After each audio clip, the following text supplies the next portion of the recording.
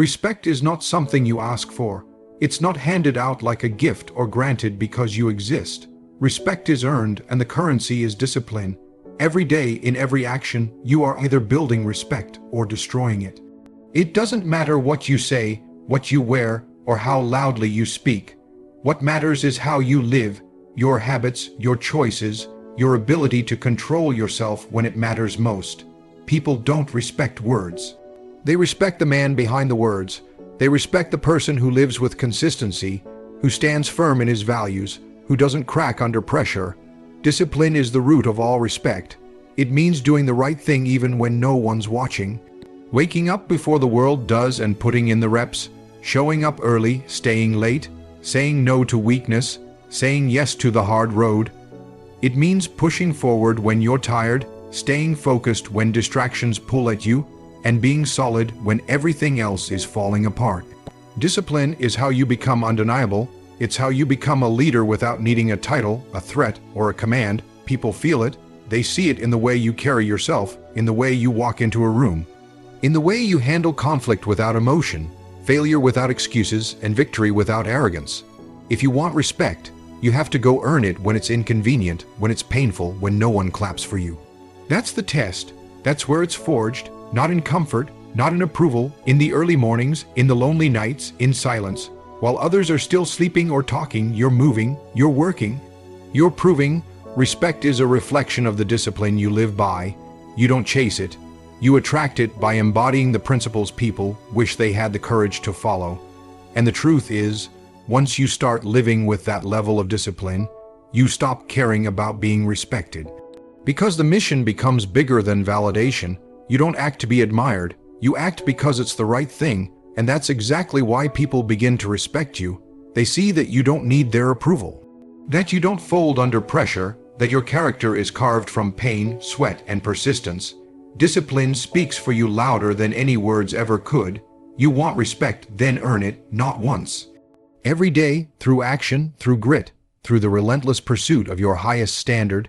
Self-respect is the foundation of all respect. Before you can demand respect from others, you have to give it to yourself first. And that's not just about saying you respect yourself, it's about proving it with the way you live.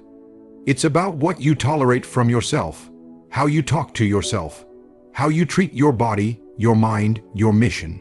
You can't expect others to value you if you consistently act in ways that betray your own standards. You have to earn your own respect by doing the things you know you should do, especially when it's hard. Self-respect means discipline. It means doing the uncomfortable work, taking care of your responsibilities, showing up for yourself even when no one's watching. It means setting a standard and not letting yourself off the hook. People who lack self-respect make excuses, procrastinate, and accept less than their best. But when you truly respect yourself, you don't allow that. You hold the line, you call yourself out, you push yourself to improve. That's where growth lives. Start with your habits. What time do you wake up? What do you feed your body and your mind?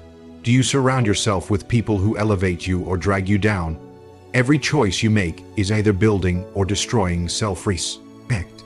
And the more you do what you know you're supposed to do, the more your confidence grows, not from ego, but from knowing deep down that you're becoming who you're meant to be. That kind of confidence can't be faked. It's earned. When you start respecting yourself, your energy changes, your standards rise. You stop tolerating disrespect, not because you lash out or bark orders, but because you carry yourself differently. People can see it. You walk with purpose, you speak with weight, you don't chase validation or beg to be seen. You just show up, solid, focused, grounded, and that presence alone demands respect, without a single word.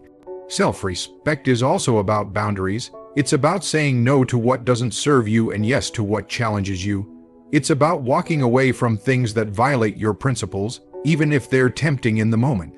When you live like that, you build integrity. You build trust in yourself, and that's unshakable. You want to be respected. You want to be someone others look up to. Then look in the mirror first. It starts with you. With the way you treat your own time, your own potential, your own path. Earn your own respect through discipline, through ownership, through quiet excellence. Once you have that, the rest will follow. Mastering self-control is the difference between being reactive and being powerful. It's the edge that separates a disciplined warrior from an emotional wreck. The world constantly throws chaos at you: disrespect, failure, stress, temptation. And if you don't have self-control, you fold. You lash out, break down, or give in. But when you master yourself, when you own your emotions, your impulses, your responses, then you own your life. Self-control starts with awareness. You have to know your triggers, know your weaknesses, and stop lying to yourself. People love to say, "I couldn't help it," but that's just an excuse. The truth is, you can help it. You just didn't choose to. Mastery doesn't mean you don't feel anger or fear or frustration. It means you don't let those emotions control you. You feel them and still choose your response. That's power. Most people are slaves to their emotions. They react the moment they feel something uncomfortable. They blow up, shut down, run away, or chase short-term pleasure to avoid long-term growth. But that path leads nowhere. It weakens you, and over time it builds a life of regret. Self-control is the opposite. It's doing what needs to be done, no matter how you feel in the moment. It's choosing silence over shouting, patience over panic, discipline over desire. Training self-control is like training a muscle. You don't get it by hoping, you get it by reps. That means putting yourself in difficult situations and holding the line. That means saying no when it would be easier to say yes. That means delaying gratification, controlling your schedule, owning your behavior. Every time you win that internal war, even in the smallest way, you get stronger. You reinforce that you're in command. And this isn't just about looking calm, it's about being dangerous and choosing not to act. That's real control. Weak men are unpredictable. They're driven by ego, by insecurity, by impulse. Strong men can absorb the chaos, process it, and respond with clarity and intention. That kind of man doesn't need to prove himself. His control is proof. Self-control also builds trust. People follow those who stay calm under pressure. Leaders, warriors, high performers, they all have one thing in common: composure. They don't panic. They don't let emotions cloud their judgment. They make hard decisions. They stay on mission. And they don't let a moment of weakness destroy years of work. You want to lead. You want to build something meaningful. Then master self-control. Control your words, control your tone, control your schedule, control your mind. Because if you can't control yourself, you'll be controlled by everything else. Your environment, your circumstances, your emotions. But when you lock in, when you sharpen that control, you become unshakable. You become a weapon, and no one, not failure, not doubt, not disrespect, can break you. Presence isn't about how loud you speak or how much attention you demand. It's about consistency. It's about showing up the same way. Strong, focused, reliable, day after day. People respect those who are consistent, not flashy, not explosive, consistent. That kind of presence doesn't fade. It doesn't need to be advertised. It builds over time like a storm brewing quietly on the horizon. You don't have to announce yourself. Your work, your habits, and your discipline do that for you. Consistency is rare. Most people quit when it gets hard. They show up only when it's convenient. They rely on motivation, and when that fades, so do they. But consistency is what builds real presence. When you wake up early every single day, train your body and mind without fail, and execute even when no one's watching, you become undeniable. People start to notice, not because you told them, but because they feel it. You become the one who doesn't waver, the one who doesn't flinch, the one who's always on point. Your presence becomes something people rely on. Your name carries weight because you've shown repeatedly that you don't fold under pressure, that you follow through, that your actions match your words. That's where true influence comes from, not noise. Not ego, consistency.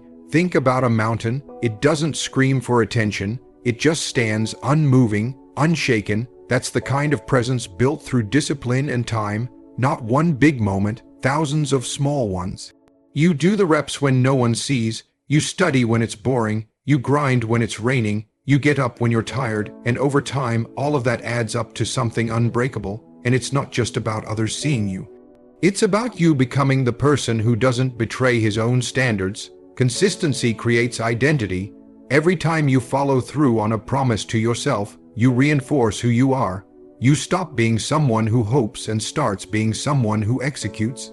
Your self-respect grows. Your confidence becomes real, rooted in action. Presence built through consistency isn't loud, but it's impossible to ignore. You walk into a room and people feel it. They don't even know why. Maybe it's your calm, your posture, the way you carry yourself, but what they're really sensing is your history, your discipline, your record of showing up.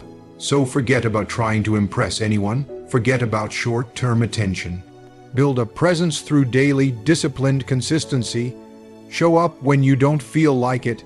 Be reliable, be sharp, be intentional. Over time, that creates a presence so strong it speaks for itself. You don't need to talk. You've already proven it. You don't need to talk about what you're going to do. You don't need to announce your goals, your hustle, or your dreams. Let your results speak for you. In a world full of noise, where everyone is shouting for attention, the ones who stay quiet and execute are the ones who stand out.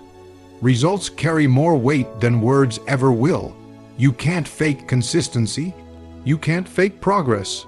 You can't fake the work that shows up in your performance, in your habits, and in your transformation. That's what people notice.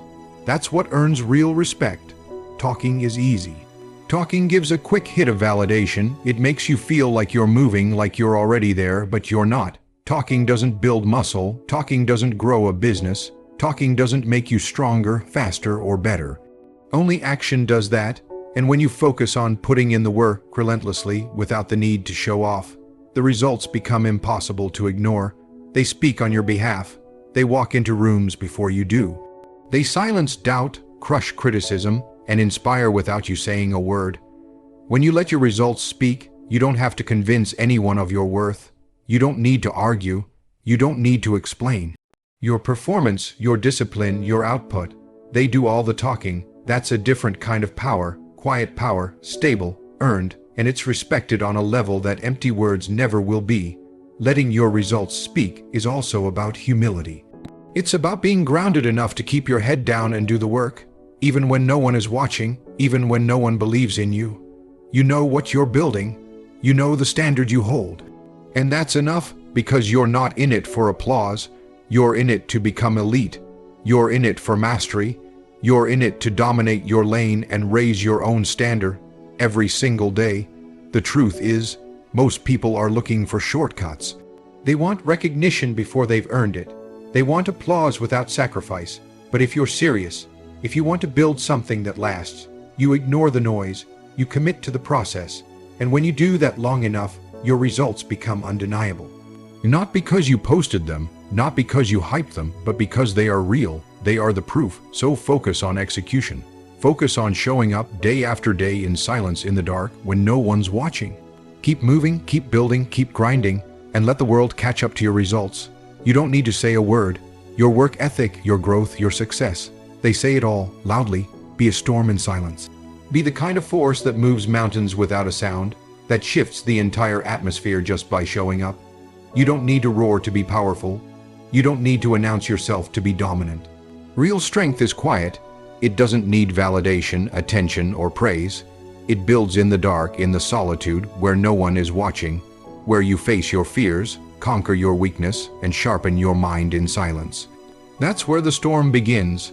Too many people waste time trying to be seen, trying to be heard, trying to convince the world they're serious. But when you're truly serious, you don't talk about it. You live it. You put in the reps. You wake up when the rest of the world is asleep. You work while others scroll. You build while others talk. You grow in silence, and then you let your presence shake the room, not with noise, but with undeniable impact. Being a storm in silence means you don't need to explain your grind. You don't need to justify your discipline. You just do what needs to be done over and over again. And when it's time to show up, you show up with the weight of 100 days of work behind you. That kind of preparation doesn't need a spotlight. It earns its own. People underestimate the quiet ones. They confuse silence for weakness. That's a mistake, because when you're quiet, you observe, you calculate. You think deeper, you react slower, you strike with precision. The loudest person in the room is often the most insecure, the one who says the least, the one who holds his ground without emotion. That's the person people watch. That's the one who gets respect. A storm doesn't announce itself. It builds pressure slowly, powerfully, until it's ready to release. That's what your discipline is. That's what your preparation becomes. Every workout, every hour of study, every moment of self-control, it all stacks into something heavy, something no one sees coming until they feel it. You don't have to prove anything to anyone. You don't need the world to see every step. Your growth is between you and the mission. Let them doubt you. Let them think you've gone quiet. That's fine. While they're distracted, you're getting sharper. While they relax, you're going deeper. While they brag, you're building. And when the time comes to show what you've become, you won't have to say a word. You'll show up and the silence will break. So stay in the shadows. Stay consistent. Be calm but never soft. Be still but never stagnant. Move with purpose. Think with clarity and strike with force. Be a storm in silence. And when your time comes, they'll understand exactly who you are. Respect doesn't come from asking for it, demanding it, or expecting it. It comes when you become the standard, when you set the bar so high that others measure themselves against you. It happens when you live in such a way that people can't help but notice the level of commitment, focus, and integrity you bring to every aspect of your life. Becoming the standard means being the example, not the exception. You don't follow trends, you create them through your consistency, discipline, and character. When you become the standard, you no longer chase respect, you attract it. People watch how you move, they study how you operate under pressure. They see you show up early, stay late, do the hard things, and never compromise. It's not about being perfect, it's about being relentless. The standard isn't based on what's easy or convenient. It's based on what's right, what's necessary, and what's effective. And when you live that out, day after day, others take notice, quietly, naturally. Respect follows. Being the standard means never needing external motivation. It means you do the work whether anyone's watching or not. You lead from the front, not with your words but with your actions. You don't cut corners. You don't make excuses. You show what's possible. And when others around you start to slip, your discipline becomes the reminder of what's required.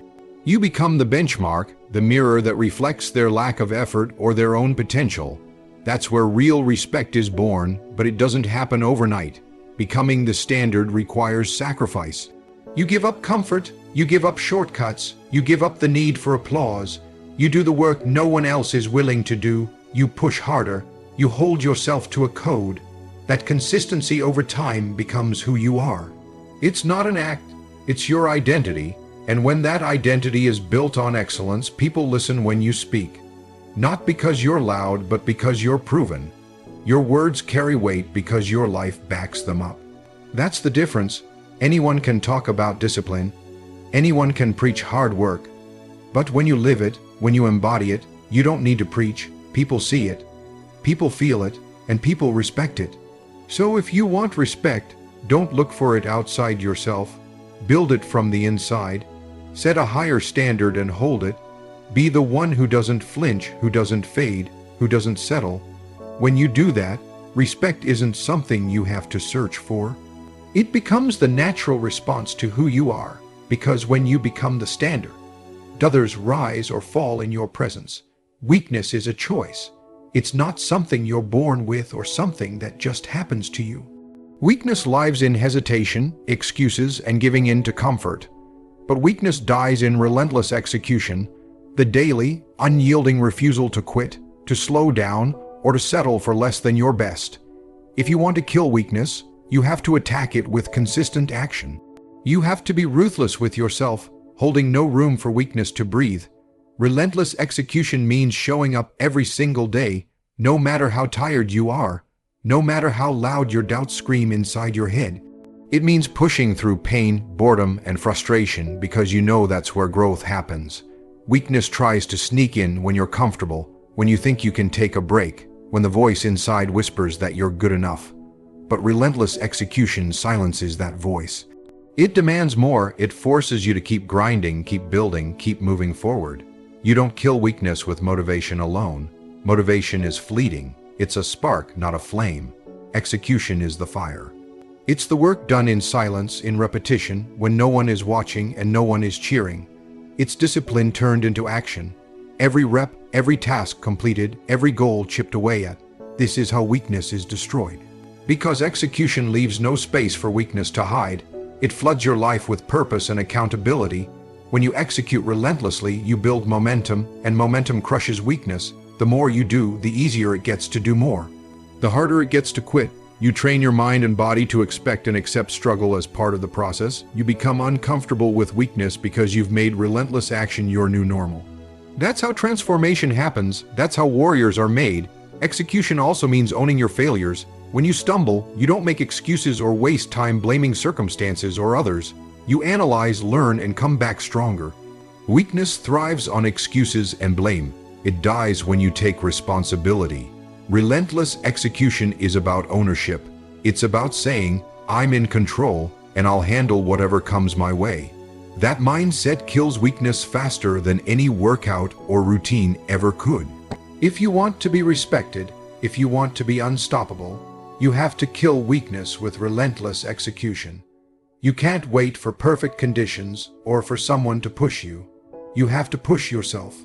No shortcuts, no rest stops, just constant, focused, intentional work. That's how you forge strength. That's how you become unbreakable. So get after it. Attack your goals with everything you've got. Be relentless in your pursuit of better. Because weakness is nothing but a shadow and relentless execution is the light that burns it away.